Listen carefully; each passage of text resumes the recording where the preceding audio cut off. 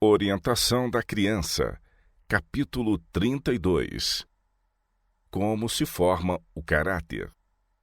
Obtido por esforço perseverante. O caráter não vem por acaso.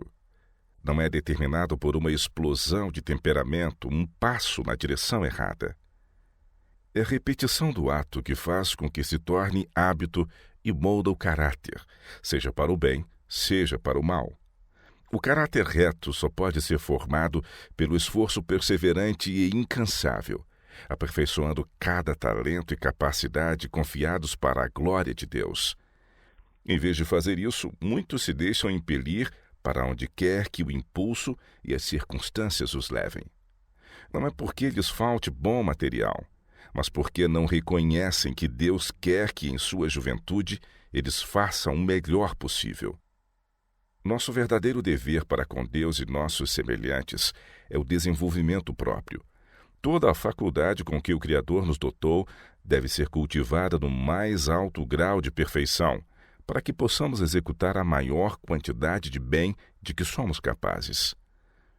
Para purificar e aperfeiçoar nosso caráter, necessitamos da graça que nos é dada por Cristo e que nos habilitará a ver e corrigir nossas deficiências e melhorar o que há de excelente em nosso caráter. Cultivando as faculdades dadas por Deus. Em grande medida, cada um é o arquiteto de seu próprio caráter. Cada dia, a estrutura mais se aproxima do termo.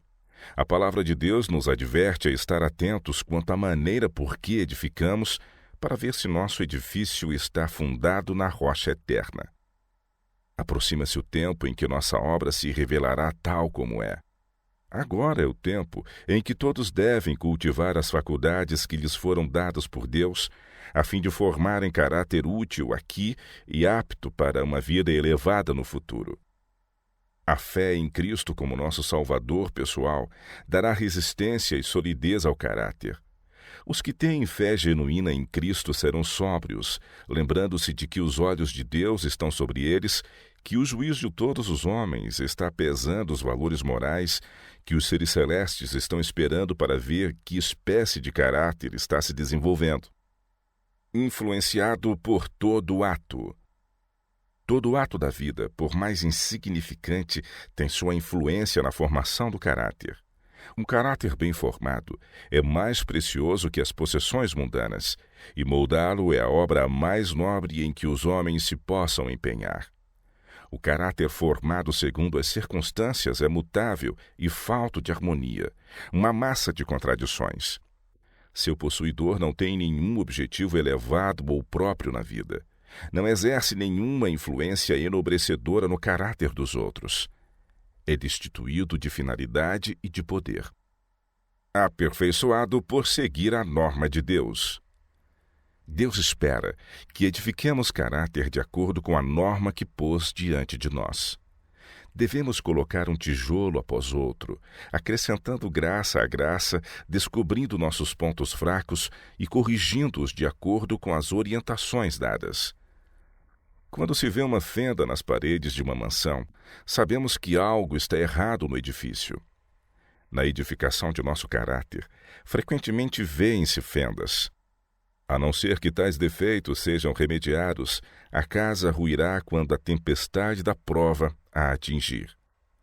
Deus nos dá força, a faculdade do raciocínio, tempo para que possamos construir caráter sobre o qual Ele possa colocar o selo de sua aprovação.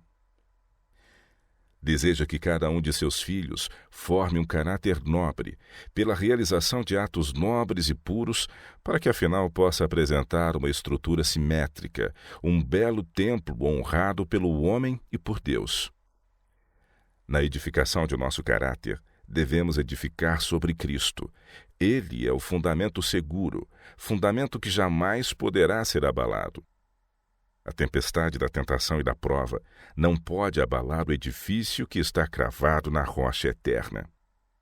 Aquele que se quer transformar num belo edifício para o Senhor deve cultivar cada faculdade do ser. Somente pelo devido uso dos talentos é que o caráter se pode desenvolver harmoniosamente.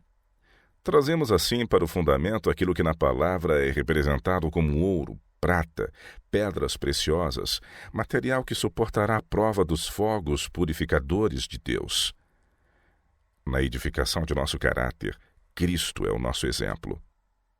Deve-se resistir à tentação. A vida de Daniel é uma inspirada ilustração do que constitui um caráter santificado. Ela apresenta uma lição para todos, e especialmente para os jovens. Uma estrita submissão às ordens de Deus é benéfica à saúde do corpo e do espírito. Os pais de Daniel haviam-no educado na meninice nos hábitos de estrita temperança. Haviam-lhe ensinado que em todos os seus atos devia conformar-se com as leis da natureza, que o comer ou o beber exerciam influência direta sobre sua natureza física, mental e moral, e que ele era responsável diante de Deus por sua capacidade, pois as tinha todas como uma dádiva de Deus, e não devia, por qualquer procedimento, diminuí-las ou invalidá-las. Como resultado desse ensino, a lei de Deus era exaltada em sua mente e reverenciada em seu coração. Durante os primeiros anos de seu cativeiro, Daniel passou por uma prova que o devia familiarizar com a grandeza da corte, com a hipocrisia e com o paganismo. Estranha escola, em verdade, para habilitá-lo para uma vida de sobriedade, operosidade e fidelidade. E, no entanto, viveu sem se deixar contaminar pela atmosfera do mal de que estava cercado. Daniel e seus companheiros tiveram os benefícios do preparo e da educação corretos na infância, mas só essas vantagens não teriam feito deles o que eram. Chegou o tempo em que deviam agir por si mesmos, quando seu futuro dependia de sua própria atitude. Então decidiram ser leais às lições que lhes foram dadas na meninice. O temor de Deus, que é o fundamento de toda a sabedoria, foi o fundamento de sua grandeza. Seu espírito fortaleceu todo o propósito verdadeiro, toda a resolução nobre. O alvo deve ser elevado. Se os jovens de hoje quiserem permanecer como Daniel, devem pôr à prova todo nervo e músculo espirituais. O Senhor não quer que permaneçam principiantes, quer que alcancem o mais elevado degrau da escada para que dela possam passar para o reino de Deus. Se os jovens apreciarem devidamente essa importante questão da edificação do caráter, verão a necessidade de fazer seu trabalho de tal maneira que suporte a prova da investigação diante de Deus. Pelo esforço perseverante em resistir à tentação e buscar a sabedoria do alto, poderão o mais humilde e o mais fraco alcançar alturas que agora parecem impossíveis. Tais realizações não podem vir sem um propósito determinado de ser fiel no cumprimento dos pequenos deveres. Isso exige constante vigilância para que os maus traços não sejam fortalecidos.